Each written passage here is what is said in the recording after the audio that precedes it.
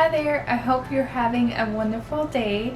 This week I will be going through this to-do list. I recently purchased this and I think it's a great idea to just have it in the background. So this week I have to go to the store and buy an iPad for Aya. I'm planning on going to Best Buy and getting an iPad for her so she can start helping us with my mom's comic book, and more on that in a future video. I also have a lot of Etsy orders to do. There's a lot of holiday orders that I need to get done, and part of today is going to be spent doing all the orders. I also have to organize the studio. I have to make the coconut candles and make the labels for the coconut candles.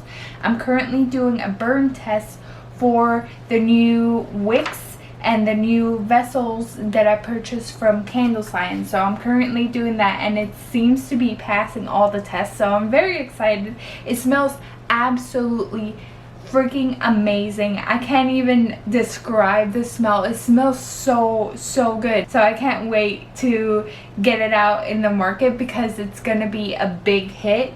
So I need to make a lot of candles this week. I also need to revamp my Etsy pages, and finally I have to film a wood transfer video. Several of you have asked for how I make my wood transfers. I will be filming a video about that this week and hopefully have that video edited and posted by next month.